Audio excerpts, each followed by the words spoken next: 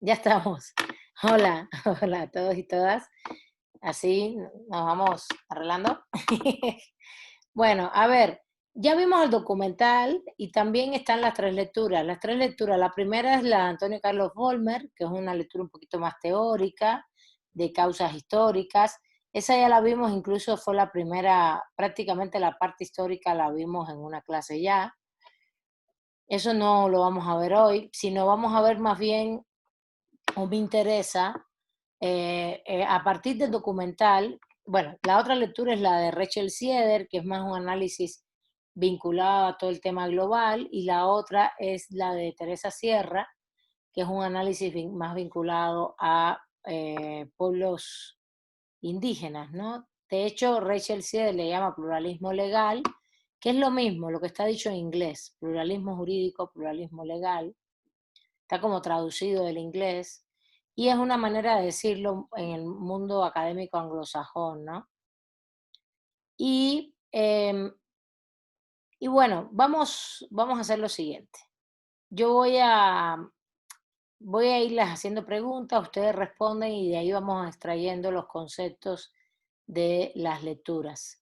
Y justo les decía que la de Teresa Sierra sí ya era una lectura vinculada justamente a los pueblos indígenas, ¿no?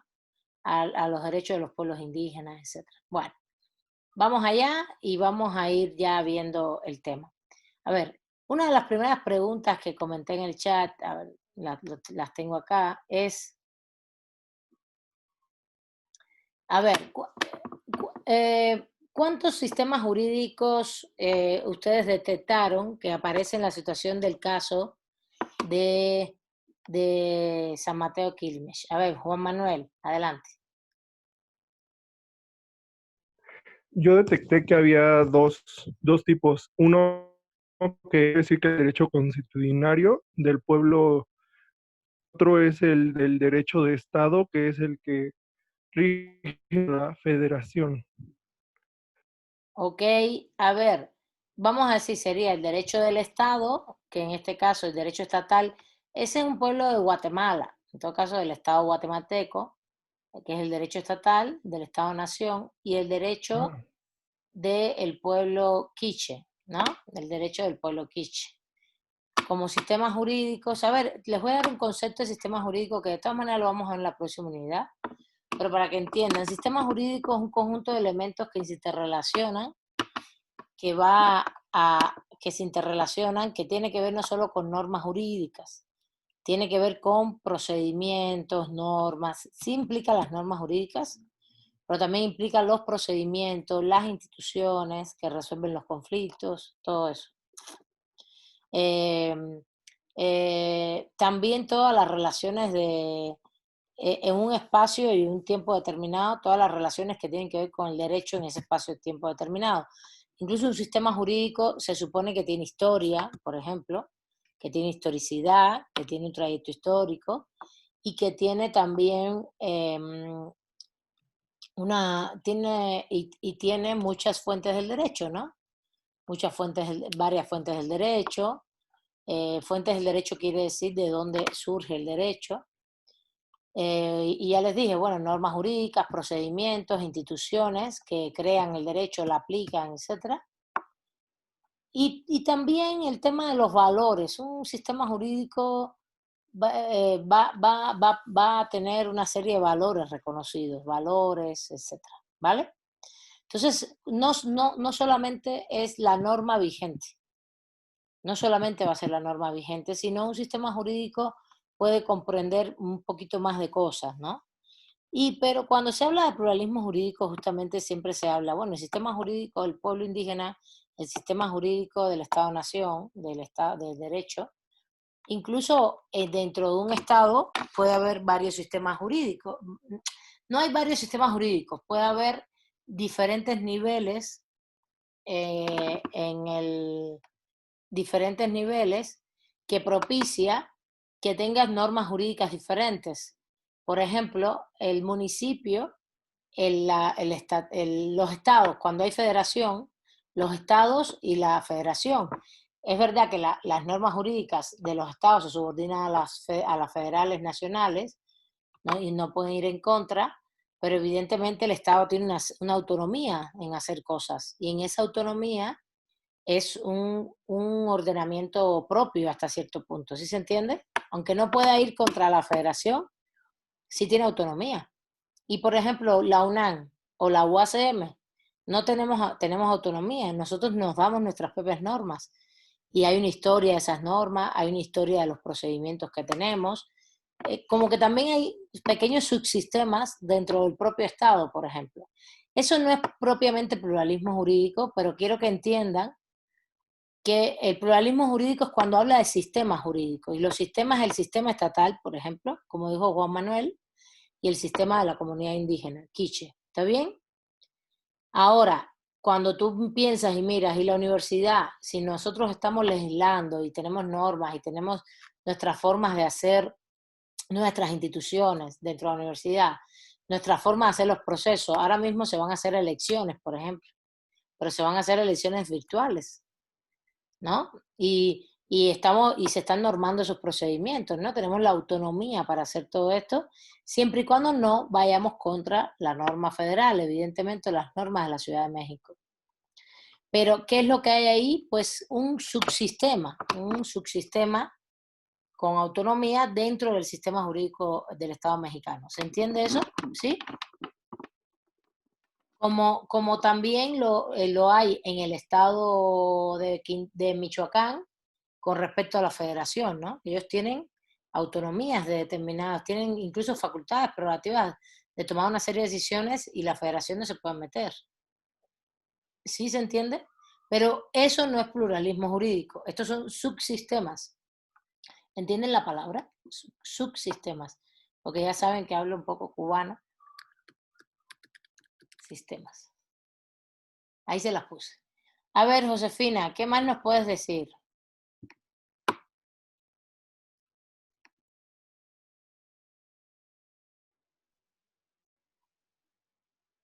Josefina, Josefina, ¿qué más nos puedes decir? Perdón, estaba apagado. O sea, iba a dar respuesta a la pregunta 1 que yo, bueno, pero ya la contestó Juan Manuel, que yo decía que es el derecho comunitario o consuetudinario o derecho tradicional, y el derecho positivo jurídico o del Estado. Ok, muy bien. A ver, pero yo tengo varias preguntas, cada vez que ustedes hablan a mí me surgen más preguntas, pero quiero darle la palabra a Ricardo, que la tiene pedida, a ver si quiere comentar algo más, porque ya voy a ir haciendo preguntas a partir de que ustedes están respondiendo cosas. Hay cosas que me están saliendo que quiero aclararles, que no son dudas mías, sino más bien aclararles de lo que están diciendo. Ricardo, ¿quieres comentar algo más? Hola, buenas tardes, maestra, compañeros. Pues lo mismo de la primera pregunta, pero tengo aquí anotada otra, si gusta, la puedo igual contestar. Lo que tú quieras, lo que quieras comentar. Pues si gusta, pues podemos, yo tengo aquí anotada cómo definirías las relaciones entre los sistemas jurídicos, y en el video que vimos la clase pasada, pues dice que hay una relación de coordinación, de apoyo mutuo entre ambos sistemas.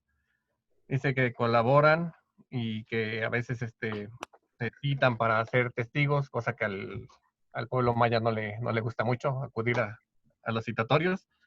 Y dicen que tienen que ser, pues, cooperar, ¿no? Entre ellos. En este caso, si la comunidad maya pedía la pena de muerte, ¿no? Para el acusado, y no se dio así porque yo creo que ya rebasa la ley, el sistema oficial, no lo permitió. Pero igual yo creo que ellos sintieron que no se hizo justicia porque no sé si estoy mal informado, yo escuché en alguna parte que en el pueblo maya no existe el concepto de cárcel. Yo tenía entendido eso, yo creo que por eso la gente del video se sintió pues como que no se hizo justicia, ¿no? Porque metieron a estas personas a la cárcel, se les dieron 50 años de pena. Ellos querían pues que los mataran prácticamente. Sí, ellos querían la pena de muerte. A ver, vamos a ir aclarando varias cosas. El primer punto es, uno, el sistema jurídico de los pueblos indígenas son normas, usos y costumbres? Esa es una pregunta. A ustedes siempre me usan esas palabras. ¿Por qué usan esas palabras? A ver, ¿quién quiere hablar primero? Porque Ángel había tomado la palabra y Josefina está, y ahora Eduardo. Sobre este tema, ¿sí? Sobre este tema, Ángel. Está Ángel, Josefina y Eduardo. Pues lo de los usos y costumbres se utiliza sobre todo para hacer una diferenciación en que pues existe primordialmente bueno, las leyes del Estado, ¿no? Entonces como que el uso de los usos y costumbres minimiza a estas comunidades. Yo no lo aplicaría aquí en este tipo de comunidad y no solamente en la de Guatemala, sino aquí también en México hay comunidades que también tienen su propio sistema jurídico porque estaría entrando en una discusión con el pluralismo jurídico. El pluralismo jurídico permite la existencia de otros sistemas. Minimizarlo como usos y costumbres solamente se estaría basando en valores y no como tal como leyes. Justamente ese es el tema. Justamente ese es un término que se ha usado en la antropología y en la sociología, pero no por ello justamente, sino es como, más bien es una percepción, como bien dice Eduardo, Ángel Eduardo, de poner al derecho positivo del Estado por encima de los derechos o los sistemas jurídicos de los pueblos indígenas. Ese es un tema importantísimo. Es decir, no, es que este es más importante, por tanto, el nuestro es derecho y el de ellos es usos y costumbres. Esa ha sido la razón teórica e histórica de esa denominación. Por eso se los tengo que decir en esta clase para que lo sepan.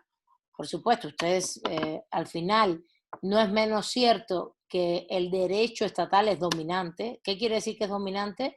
Que está ahí, que es un derecho que es más fuerte, que al final las personas, si por ejemplo nosotros estamos en una comunidad indígena, somos parte de la comunidad, y hay una denuncia hecha, ¿no? Hay una denuncia hecha y el derecho del Estado viene y te llevan preso, pues no sé si habría que ver, sobre todo en materia penal, hasta qué punto la comunidad puede limitar justamente limitar al Estado, hasta qué punto, ¿no?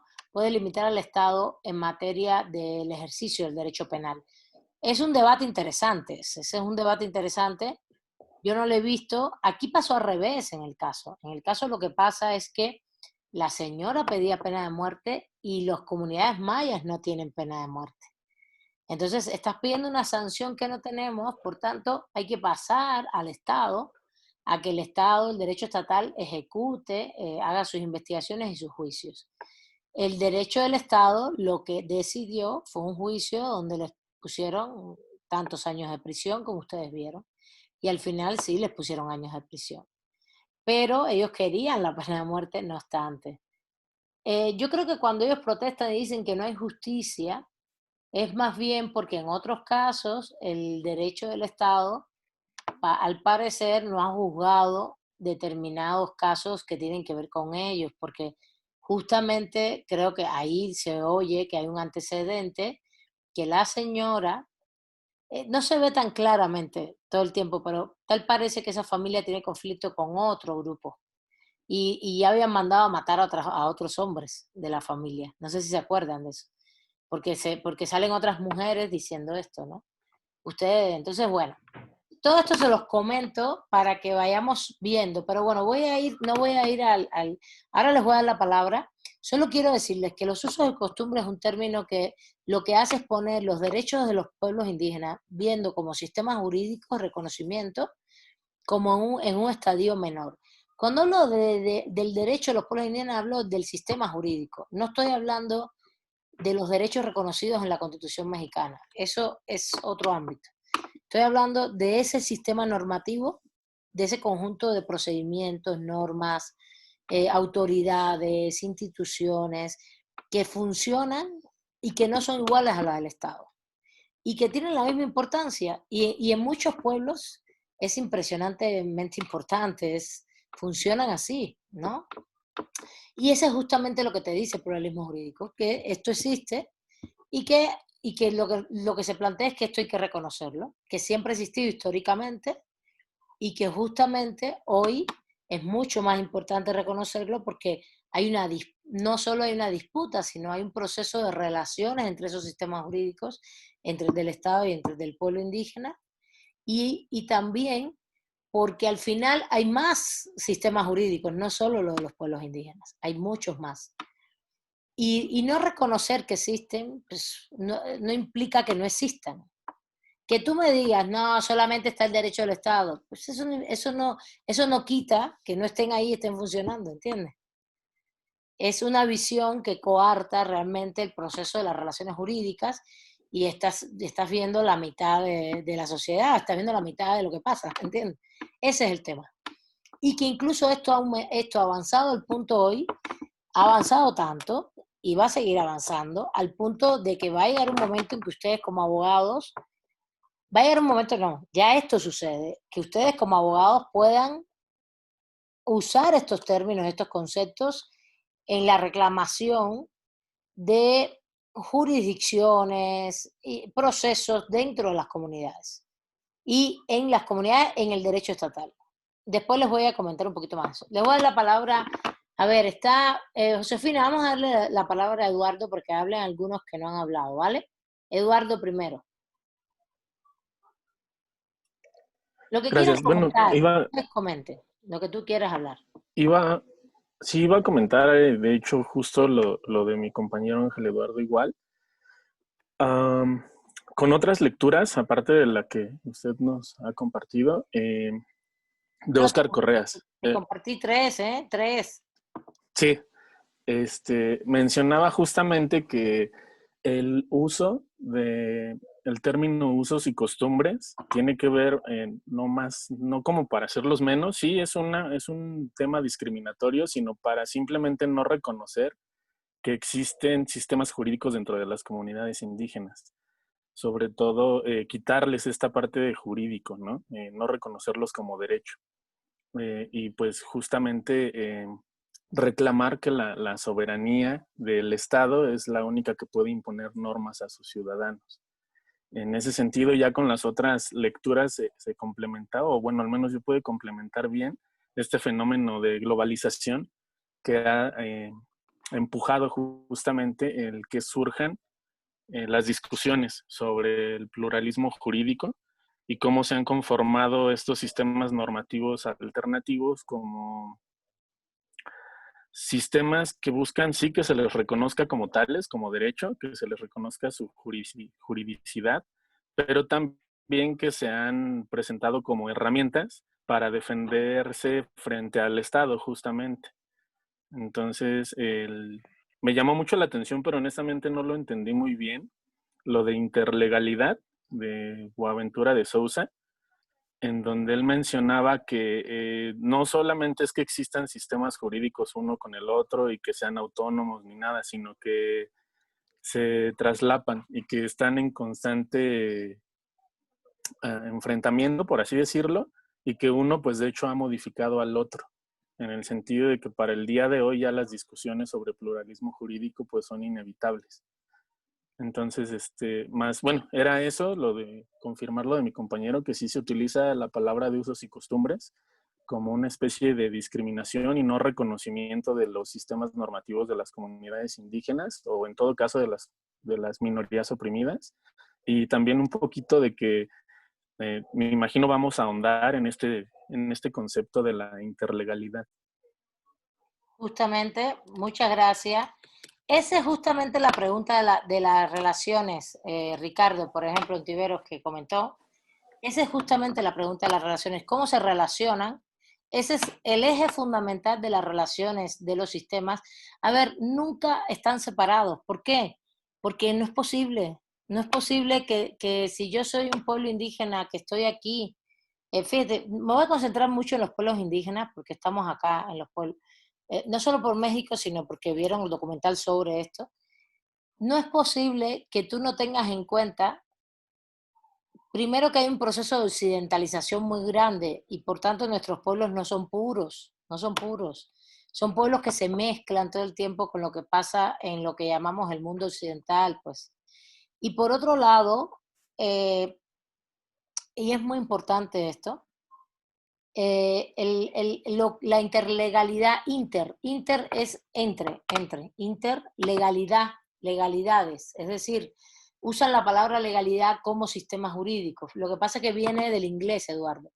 Por eso, interlegal, ellos usan, ¿no viste que Rachel Sieder es inglesa? Entonces ella usa el término pluralismo legal, porque así se traduce del inglés. Entonces, interlegalidad también viene del inglés, ¿no? Pero legality tiene que ver con el sistema jurídico, no es el concepto de legalidad de nosotros, que es ese principio que tiene que ver con que, con que todos respetemos la ley, ¿no? Sino tiene que ver con ese conjunto de sistemas jurídicos. El concepto viene de ahí y quiere decir que todos los sistemas jurídicos están interrelacionándose. Es decir, que lo mismo se comunican, se pueden comunicar como que se pueden enfrentar. No solamente se enfrentan, también se comunican. Fíjate, en el documental se comunican. Oye, mira, nosotros intentamos aquí, ellos tienen su procedimiento, empezaron a conversar, no sé qué. No llegamos a una solución. Bueno, entonces tú quieres pena de muerte, no se puede. Nosotros no tenemos pena de muerte en el sistema jurídico maya, pues vamos a pasar al Estado. Y ellos van al Estado, ¿no? Y el Estado les dice, oiga, procedan nuestros procedimientos, etcétera, etcétera, y bueno, se hizo el juicio. Y es otro sistema, ¿no? Lo que hay ahí es una comunicación, de hecho, una coordinación. Eso también es interlegalidad.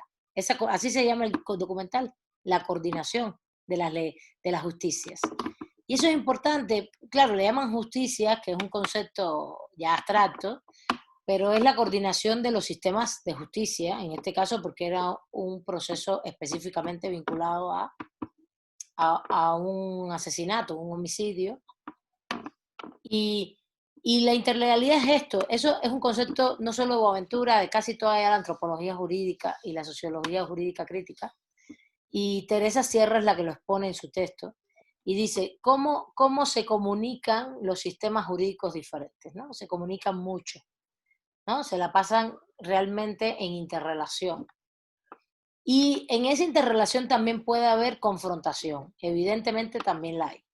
Confrontación, ¿por qué? Porque justamente, por ejemplo, aquí en México no está aprobada la pena de muerte y sí puede haber casos en que haya una comunidad que lo decida, ¿no?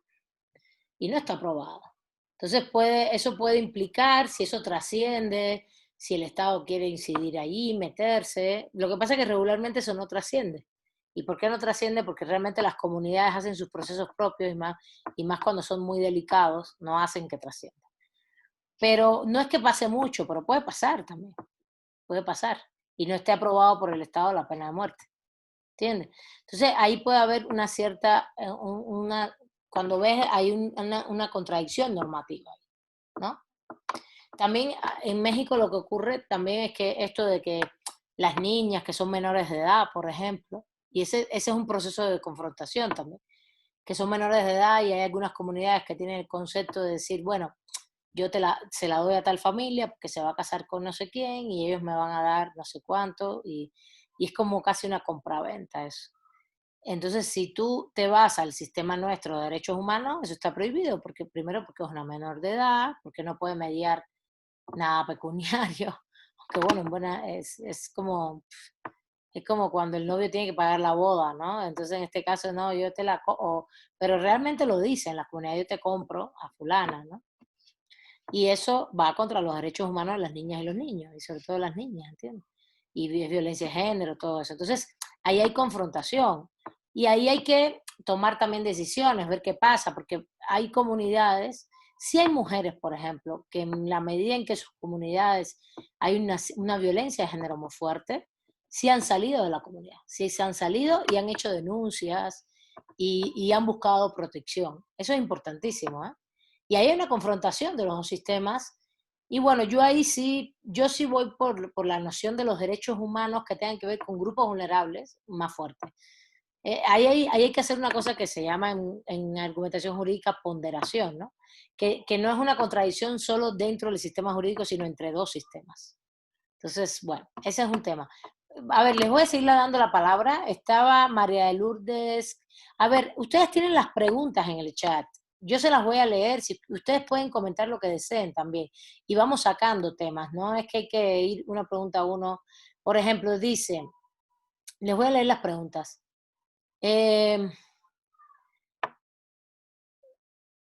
¿Cuáles serían los fundamentos de existencia de cada sistema jurídico? Es decir, ¿de dónde emanan esos sistemas jurídicos? ¿Por qué surgieron? Etcétera. ¿Qué implica de dónde surgieron? ¿No? ¿Por qué hay dos? Si son diferentes, ¿por qué son diferentes? Esa es la idea un poco, ¿no? Pensar por qué son diferentes esos sistemas. Incluso también esas nociones de justicia que tienen cada sistema de manera diferente, sobre todo a la hora de pensar los procedimientos, ¿no? Tienen formas y procedimientos de justicia, de pensar la justicia de manera diferente. Eh, Igual qué cosa es lo que es legal para ellos, qué es lo que es legal para unos y para otros. Y ahí entra la interlegalidad también. También, y también les puse eso, cuáles son las diferencias, por eso en los fundamentos, en cómo surgen también son cuáles son las diferencias. Y también qué sería el derecho para cada sistema, ¿no? Entonces, esas son las que hice, pero bueno, aquí están saliendo muchos temas, ustedes escogen o vayan comentando todo lo que les da dudas también. También les dije que trajeran dudas de las lecturas y vamos aplicándolas al documental y a las lecturas. A ver, le voy a dar la palabra a María de Lourdes y después a Eric, después a Nancy, Brenda, Josefina y Ángel Eduardo. Primero, María de Lourdes. Sí, profesora, bueno, aquí mi respuesta a lo que dice usted de la pregunta, ¿qué implica la justicia para los diferentes actores? Para mí, la justicia que pedía la señora, que en este caso era afectada porque le mataron a su marido, pues era como la ley del talión, ¿no? Ojo por ojo, porque quería que mataran también al que había matado a su esposo. Otra cuestión que me surge aquí es que si en este tipo de situaciones se puede aplicar la teoría tridimensional que propone Miguel Reale, donde se debe de tomar en cuenta el hecho, el valor y la norma. Esa sería mi pregunta. Pero tú dices en la comunidad indígena. Hablando en el pluralismo jurídico, ¿es donde se debería de tomar en cuenta la teoría de la tridimensional? No, la teoría de Miguel Reale lo que te está diciendo es que es lo que vimos en toda la primera parte del curso, es cómo tú tienes que ver que realmente el derecho no solamente va a ser un tema, lo que pasa es que yo se los doy desde otras lecturas, ¿no? Pero el derecho no solamente son las normas, no es sino también es un fenómeno político, económico, y esos son hechos sociales, ¿sí se entiende? Entonces ahí tienes el hecho, el valor, también te puse todo lo que es la relación del derecho con la moral y los valores, y la norma, es el fenómeno normativo. Vimos muchas clases todo eso, ¿se acuerdan? Entonces, es eso, esa es la teoría. La teoría de Miguel Reale es una perspectiva como tridimensional de Miguel Reale, es una perspectiva que la puedes traducir perfectamente a lo que vimos desde una teoría más crítica en toda la primera parte del curso, ¿sí? No, la puedes analogar, hacer una analogía. Es decir, yo te dije, el derecho es un fenómeno normativo, el derecho es un fenómeno social relacionado a la política y a la economía. ¿Qué cosa es un fenómeno social? Hechos sociales. Y el derecho está relacionado con la moral. Pues sí, es teoría y valor. Al final estás viendo hecho, valor y no. Es lo mismo. No es que sea aplicable al pluralismo jurídico, es aplicable a cada sistema jurídico. Eso. El pluralismo jurídico, el concepto es la existencia de múltiples sistemas jurídicos en un mismo espacio-tiempo. Ese es el concepto. Que existen varios sistemas jurídicos. Todos esos sistemas jurídicos tienen estas dimensiones. Hechos, valores, normas. o fenómenos sociales, fenómenos normativos y fenómenos y relación con la moral o con los valores. ¿Sí se entiende? Vale. A ver, Eric, adelante. Muy bien, vayan bajando las Gra- manos y ya terminaron. Gracias, profe. Nada más tengo una duda. Por ejemplo, hablando del video, ¿hasta qué momento, por ejemplo, se puede respetar la autonomía de las comunidades indígenas y hasta qué momento puede entrar el Estado? Únicamente puede entrar el Estado, por ejemplo, con las normas jurídicas cuando la comunidad indígena lo pide, o el Estado puede intervenir. Lo que usted comentaba, por ejemplo, si en alguna comunidad la pena de muerte está aceptada, ¿el Estado puede intervenir o no puede intervenir? Es buenísima la pregunta, Eric, buenísima, y tiene mucho que ver con la famosa interlegalidad. Es como decir, bueno, ¿cuál es el sistema dominante o jurídico? O si hay uno dominante, o si se vuelve dominante en algún momento, es igual, ¿no? Siendo el Estado. A ver, lo que estamos diciendo desde la teoría crítica y el pluralismo jurídico es que los sistemas son iguales en importancia y en jerarquía, ¿no? Y que hay que respetarlos. ¿Qué es lo que va a pasar aquí? Y en eso yo estaría de acuerdo en hacer ponderaciones dentro de los sistemas, en los sistemas, entre los sistemas. ¿Por qué? Yo no estoy de acuerdo en que, por ejemplo, haya violencia de género porque la comunidad tradicionalmente lo acepte. Yo estoy en contra de eso, ¿entiendes? Yo estaría en contra de que vendan a las niñas, por ejemplo, que por ejemplo, hay comunidades en África. En África, les voy a decir cómo se llama esto. Las comunidades en África tienen toda una filosofía que se llama el Ubuntu. De hecho, tengo un libro parado que nunca se ha publicado, que tiene un artículo sobre el Ubuntu. Ubuntu se llama. Se los puse en el chat. Y es toda la filosofía. Es como lo que se dice en América del Sur, el Abya Yala. Espérense.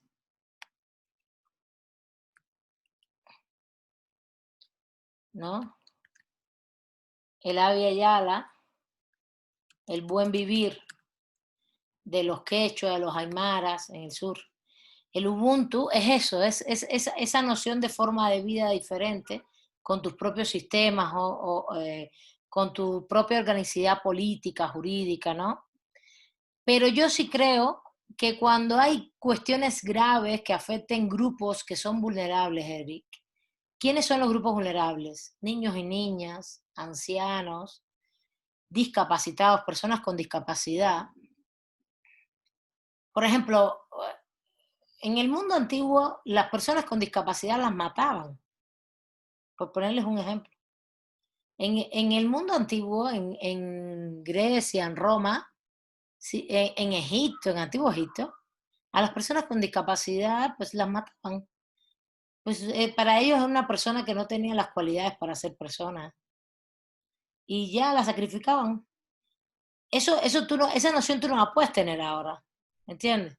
Son nociones que van contra los derechos humanos y entonces ahí yo sí soy más, por ejemplo, que en la comunidad haya personas LGTBI y sean castradas, todo ese tipo de cosas no, estoy en contra.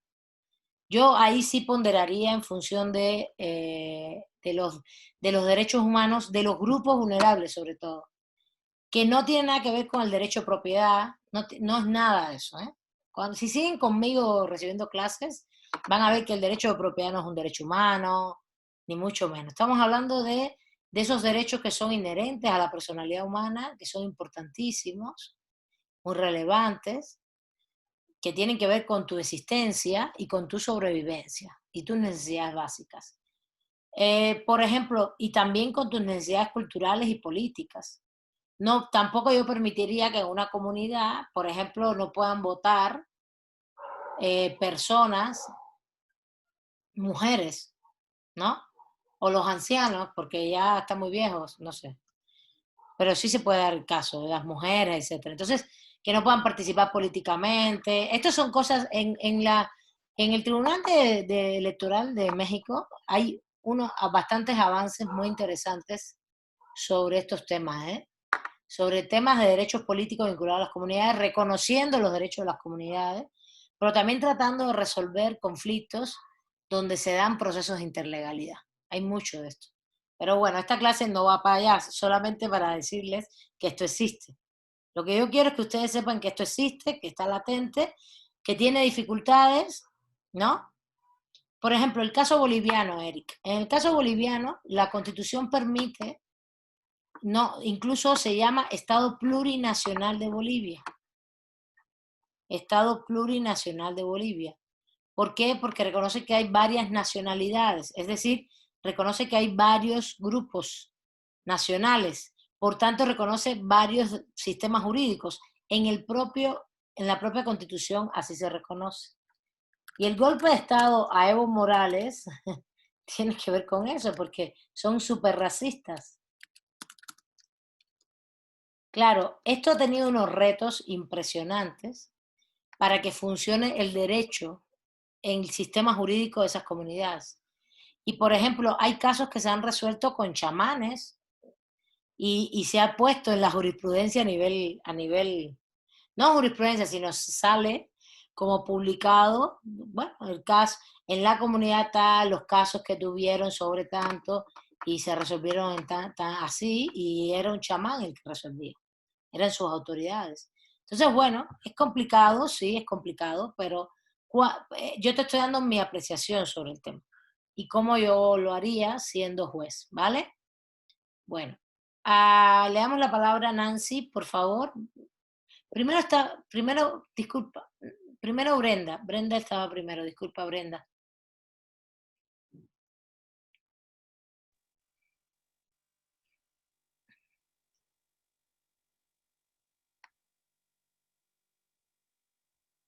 No te escuchamos, Brenda. Nada, nada. No, no, parece que tienes como el audio quitadito por completo. Estaba prendido, pero no se escucha nada. Nada, no. Bueno, vale. Nos va a escribir Nancy, por favor.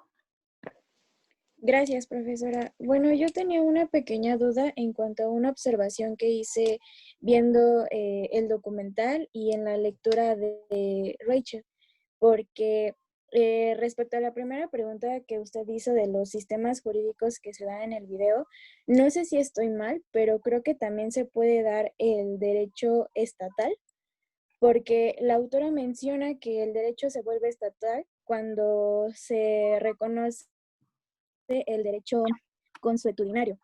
Y a lo que yo tengo entendido, esto se refiere a que no hay una ley como tal escrita, sino que simplemente ellos como indígenas la reconocen así por palabra, por así decirlo.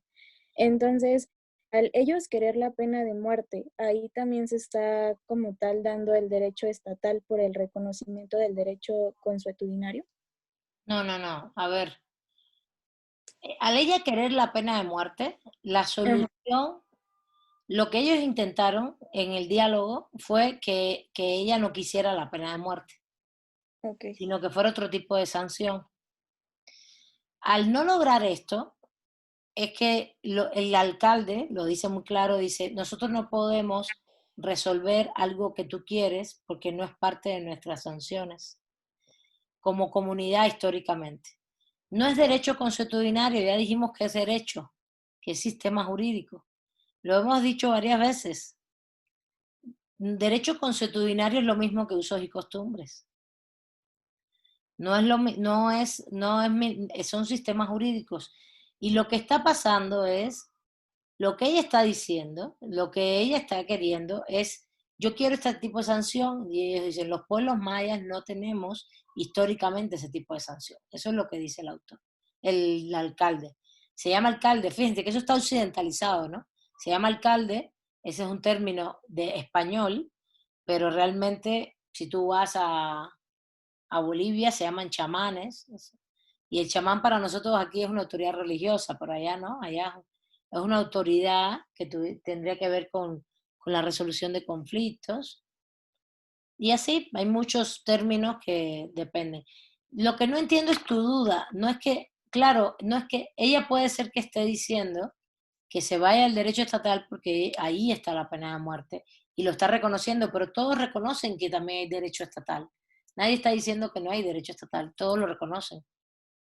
Un grupo y otro. Incluso el derecho estatal reconoce que hay derecho, que hay un sistema jurídico indígena. Lo dice al final, la sentencia lo reconoció y se coordinaron, más bien. No, no es que no se reconozca, al revés, se reconocen los dos sistemas jurídicos. No sé si te respondí porque a lo mejor no entendí bien todo lo que me preguntabas. Sí, de hecho sí es que esa era mi duda, que si por tanto de ser derecho estatal era consuetudinario, pero ya como me dijo que, bueno, son como relaciones distintas, sí, ya me resolvió la duda, profesora. Bueno, a ver, nos dice Brenda, dice, eh,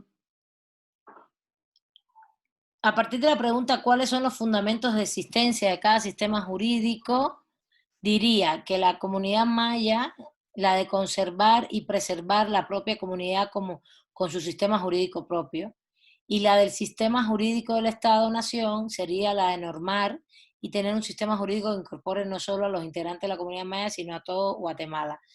Esos serían los fines, muy bien. Fines, Brenda, lo que acabas de decir en el chat son los fines de las dos comunidades. A ver, ¿por qué un pueblo indígena dice que tiene un sistema jurídico propio? Les voy a decir por qué. Y eso está en el texto de Volmer. Volmer te dice, ningún pueblo indígena, o ninguna comunidad política, dice más bien, no habla de los pueblos indígenas, exige que tiene un sistema jurídico y político propio, y lo exige en estos momentos de la modernidad capitalista, 2020, 2000, 1990, porque está en conflicto con el sistema jurídico estatal en confrontación con el Estado-Nación. Cuando los pueblos hacen esto, sobre todo los pueblos indígenas, lo han hecho, y las comunidades, y no solo las indígenas, sino también comunidades rurales o comunidades, lo que pasa es que las que están más reconocidas y tienen más reconocimiento legal internacional son las indígenas. Pero lo que va a pasar es que cuando hay conflictos, ¿conflictos de qué? De despojo de recursos naturales, que son de los pueblos. Cuando hay, voy a enumerar conflictos, ¿no? Despojos de sus espacios, de sus territorios, no solamente de los recursos, sino de sus espacios donde ellos hacen todos sus procesos.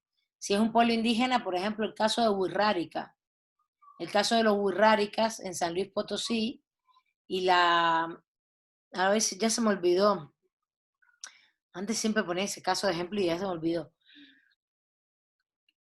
Ellos tienen una zona que es una zona de donde ellos hacen sus ritos por los muertos, sus ritos culturales, y ahí hay una mina.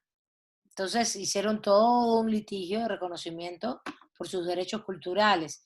El pueblo se llama Huirrárica. El monte se llama Huiricuta. Es el famoso Huiricuta. Eso está en el norte, en San Luis Potosí. ¿No los conocen? Huirráricas, los pueblos. Huiricuta es el monte. O el espacio cultural.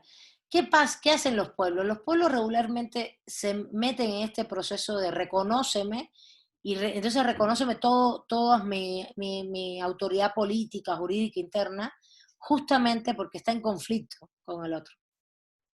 Porque lo que sí ha habido es un proceso de colonización, ¿no? Los colonizaron y les impusieron. ¿Cuándo se lo impusieron? En el siglo XVIII-XIX.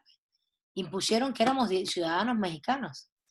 No éramos ciudadanos mexicanos, éramos mayas, éramos el pueblo quiche, el pueblo mixteco, éramos otra cosa. Como eran todo el mundo en la humanidad, ¿entiendes? El problema es que el Estado-Nación surge porque es una necesidad del capitalismo. Y el Estado-Nación, el derecho del Estado-Nación surge porque es una necesidad del capitalismo. Esa unidad, ese monismo jurídico, surge porque el capitalismo necesita un Estado y un derecho en un territorio para poder mover su relación social, la relación social del capital. Y claro, te comes todos los procesos comunales que hay, te los comes, te los subsumes. ¿Cómo los subsumieron? Con la categoría de ciudadanía. Todo eso se lo expliqué hace 2 clases ya, ¿se acuerdan? Y lo hicieron con la categoría de ciudadanía. Tú eres ciudadano mexicano, todo el mundo adentro. Y no éramos ciudadanos mexicanos, no lo son, o no lo eran. Ahora sí, ahora ya está todo mucho más mezclado, sobre todo en América Latina. Ahora incluso tenemos un Estado plurinacional de Bolivia, ¿no? Con indígenas en el poder del Estado también. Es otra fase, ¿no? Pero bueno, eso lo dice Vollmer y lo dice como una de las causas principales por las cuales el pluralismo jurídico sale a la luz en estos momentos, en estas épocas. Y estamos hablando de los años 90 para acá, en estos 30 años. Por eso el concepto se reconstruye, el concepto de pluralismo jurídico, y todas, cómo surge, cómo se desarrolla, qué implica. Y la verdad es un concepto académico que surge de investigaciones desde la antropología, desde la sociología, y ya más desde la teoría del derecho y la filosofía del derecho, a partir de los hechos sociales, de lo que ocurre en la realidad de los hechos sociales. Incluso el surgimiento es muy antiguo. Hay un librito muy bonito que yo tengo que... hay un texto de Sally Merry. Sally Merry es una inglesa, donde hace un recorrido histórico de cómo este concepto, cómo empezaron estos estudios.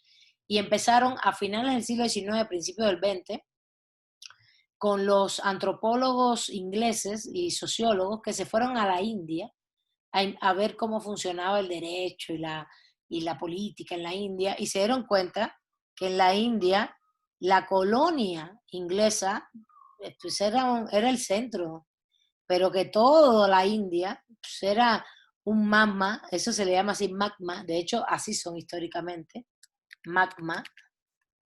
Magma es algo que se va uniendo, pero que es diferente, ¿no?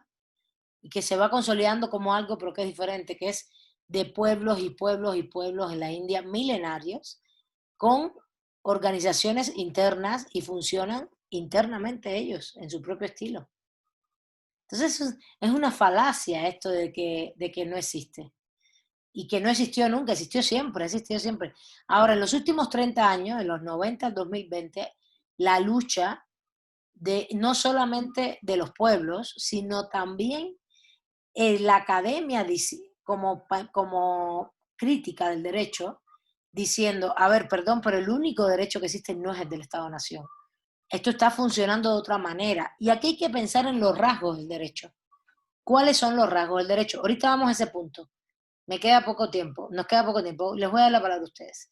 A ver, Josefina, ¿qué más? Ángel Eduardo. Y voy a ellos dos y después a las que me están pidiendo la palabra, que son Fernanda y Anaí, no sé si quería decir algo, y Jacqueline también por ahí. Pero bueno, si ustedes levantan la mano, yo les doy la palabra. A ver, Josefina primero. Josefina.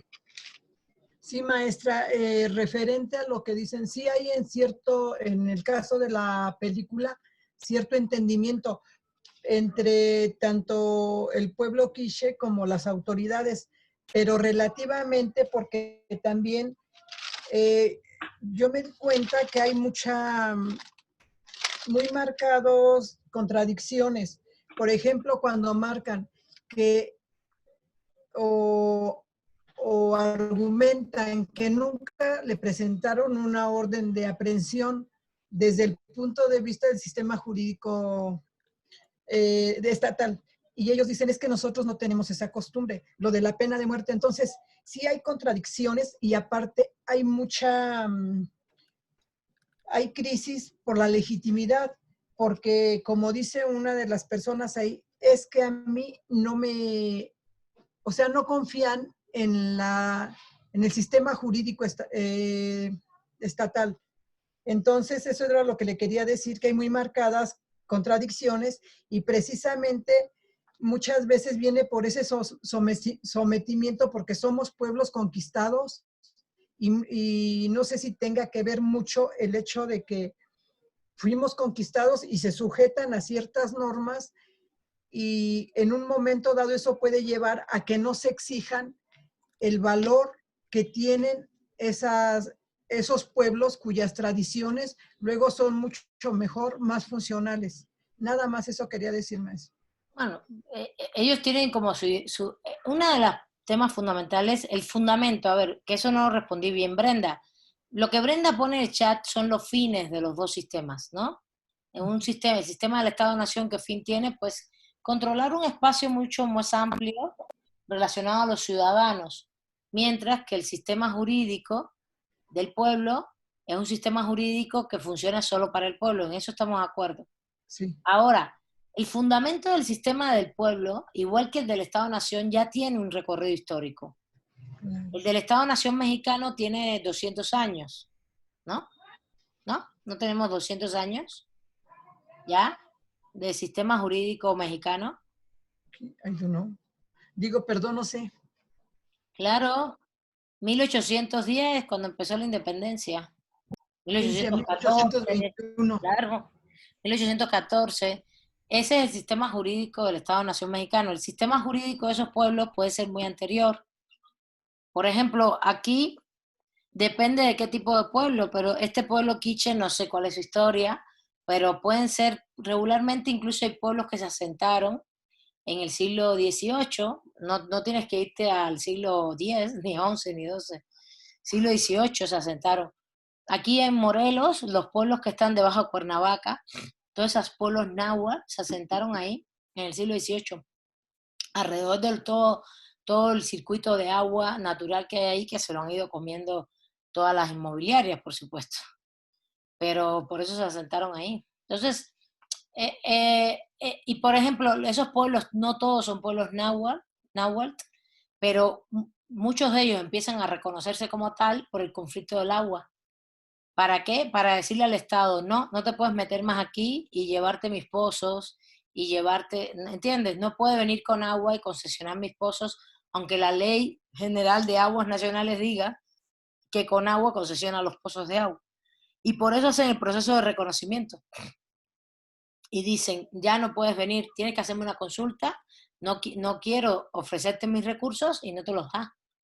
Y eso ahí es un poco lo que dice Eric. ¿En qué momento aplicamos uno u otro? Pues en un momento de derecho a la consulta, si el pueblo decide otra cosa, el Estado no debe meterse. Porque Claro. justamente ahí va su autonomía, pero además el uso de sus recursos propios. Son 4 derechos: derecho, desarrollo propio, libre determinación con autonomía, desarrollo propio, Ujú. y que implica todo el uso de sus recursos naturales de manera preferente, todo esto, todas sus formas de vida económica, respetarlas. Y el otro derecho es tierra-territorio, que implica todo su espacio, pero además sus lugares donde tienen ritos, es decir, donde pescan o donde tienen las milpas. No solamente es un tema de dónde vives, sino los cerros, por ejemplo, Wirikuta no está, Wirikuta como ciudad, como espacio, no está donde están los wixárikas. Los wixárikas están en otro espacio. Wirikuta es una montaña. Entonces, los Cucapá en Baja California también tienen toda una montaña que es ritual. No se los puedes quitar, es parte de sus tierras, territorios. Entonces, Pero sí les queda con el agua. Exacto. Y por ejemplo, yo tengo muchos ejemplos que les puedo dar de México. De Araceli está entrando a la clase, pero Araceli es de la otra clase. Les puedo dar muchos ejemplos de México.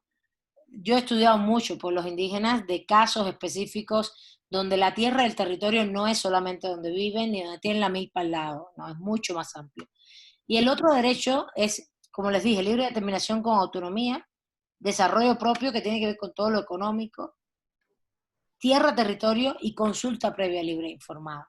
Entonces, bueno, en esa disputa, Eric, por ejemplo, una disputa así, pues claro que tiene que prevalecer lo que el pueblo vaya decidiendo, ¿no?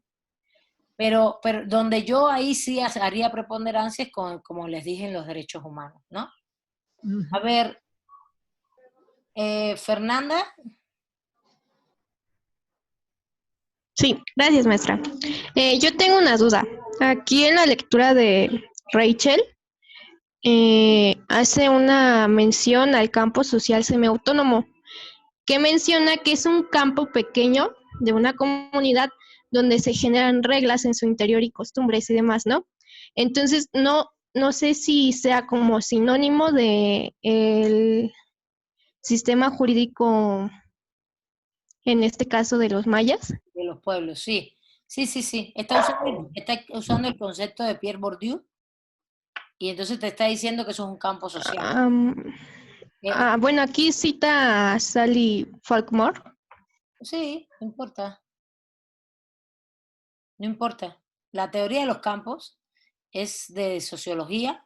El que usó este concepto de teoría de los campos es Pierre Bourdieu. Y los campos es una teoría ya universal, pues. No importa que cite a otro, el campo es siempre, el campo implica, puede ser el campo económico, el campo social, de hecho hay campos, se puede analizar dentro del Estado-Nación, dentro de la sociedad mexicana, el campo autónomo, el campo social, el campo político, el campo religioso, cómo estos campos se van relacionando. Pero cuando ella habla de campo social autónomo, semiautónomo, está hablando de eso, de que dentro del ámbito social hay un ámbito específico, campo social, que tiene una autonomía respecto a otros. A ver, no se angustien mucho con todo, yo se las explico con mucho gusto las categorías. Me interesa que se centren en el tema del pluralismo jurídico y de que existen diversos sistemas jurídicos, como claro, cuando hablamos de sistemas jurídicos también estamos hablando de sistemas políticos internos, ¿eh? No estamos hablando solo de derechos, sino de autoridades políticas también. Autoridades políticas, autoridades jurídicas. Y resolución de conflictos jurídicos, ¿sí? Eso es importante que lo tengan en cuenta y que son semiautónomos. La palabra está muy bien usada porque realmente hay ese proceso de interlegalidad, ¿no? Lo que explicó Eric, lo que comentó Eduardo, lo que comentó Eric, etc. A ver, Ángel, Eduardo y después Eduardo Valderrama. Bueno, comentar un poco de todo, ya que ya se va con la clase. El próximo miércoles vamos a seguir, ¿eh? No te preocupes. Okay, bueno, de la parte de las diferencias que hay entre los sistemas jurídicos, bueno, pues vamos a ver que el sistema indígena va a todo basarse mediante el diálogo, donde va a estar la parte que demandan, ¿no? Y los acusados, mientras que el sistema de Guatemala, el fiscal, pues ellos ya hay que ver que ellos ya tenían investigación y tenían órdenes de aprehensión, y esto se va a relacionar con lo que decían hace rato de la justicia, porque el sistema indígena dice que ellos también tienen un derecho, porque ven que la fiscalía no hace nada, o sea, que es corrupta, ¿no? Y por eso ya no confían en ellos. Esos son los antecedentes que no mencionan tanto en el video, pero que sí o sea, no profundizan más bien, porque los mencionan. Ahora, una de semejanza entre ambos sistemas sería que están presentes estos grados de juridicidad, ¿no? Porque el sistema indígena, como lo dice Miller, que existe, que estos grados de juridicidad van evolucionando de acuerdo al sistema jurídico, pues lo podríamos poner en un grado 3, porque hay mecanismos de mediación, que son estos alcaldes indígenas. Hay un tribunal que es donde se lleva a cabo todo este diálogo, y están los policías, que de hecho es el personaje que aparece al inicio del documental. ¿Qué más? Bueno, y algo que sí me llamó mucho la atención fue algo que dijo el fiscal ya casi al final, que habla de que la señora esta María Yate, que no quería cometer el crimen.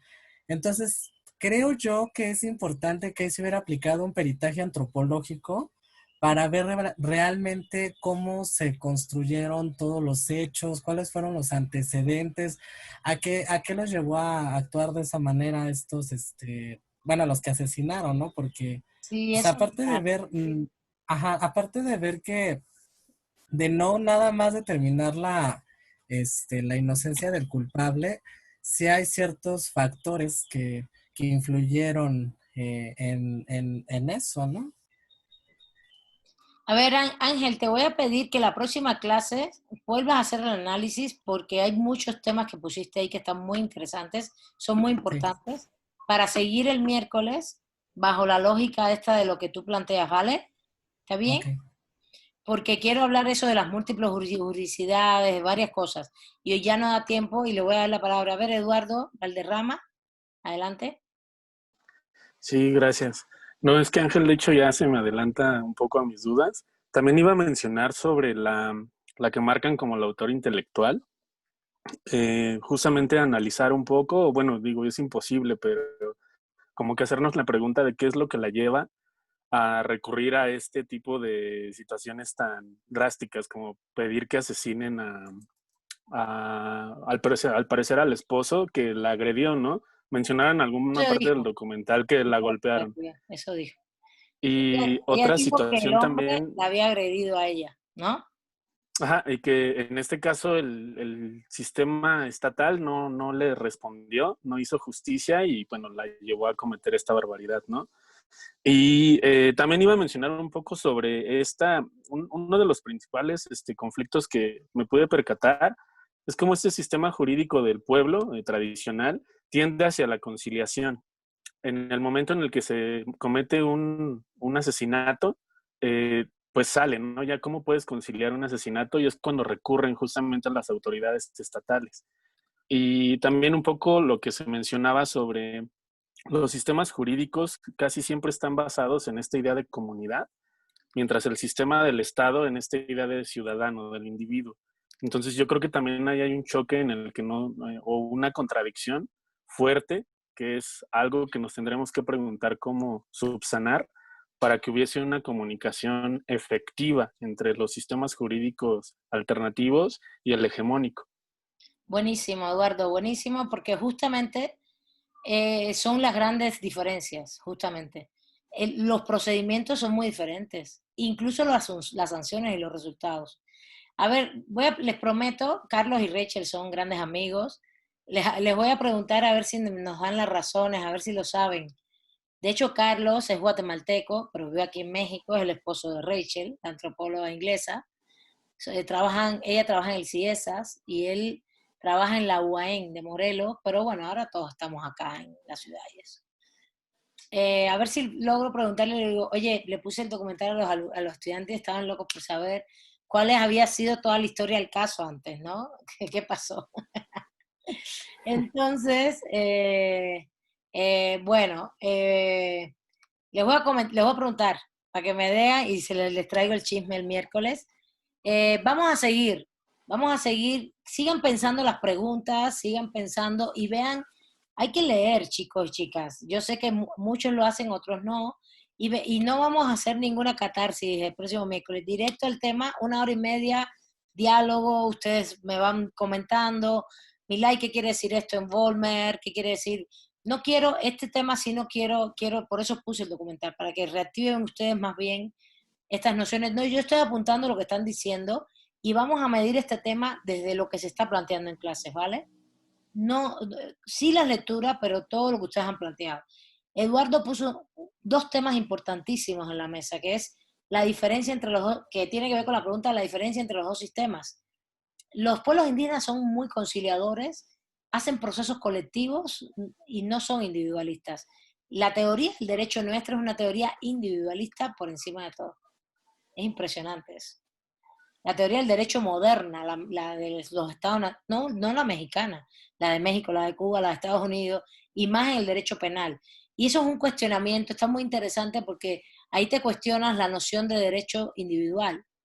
No, ¿son derechos individuales o somos más bien una comunidad que funciona? Entonces, todo eso apúntenlo, el miércoles nos vemos. Y el miércoles sí cerramos el tema, ¿no? Pero sí seguimos una clase completa. Y Ángel Eduardo, vuelve a traer tus reflexiones, que las vamos a poner en la mesa. Y seguimos. Y Brenda, arréglame ese micrófono para que puedas hablar. Y bueno, los que quieran comentar, aquí estamos. Va a estar bueno. Me da mucho gusto. Josefina, te dejamos para la próxima clase, ¿vale? Que ya empieza la otra. De hecho, Sí, maestra, no, hay gracias. algunos de teoría del Estado que se metieron a la clase, no sé por qué, pero bueno, ahí están, no importa. Vale, abrazos. Porque es una excelente Gracias. maestra. Igual, nos vemos Gracias, el miércoles.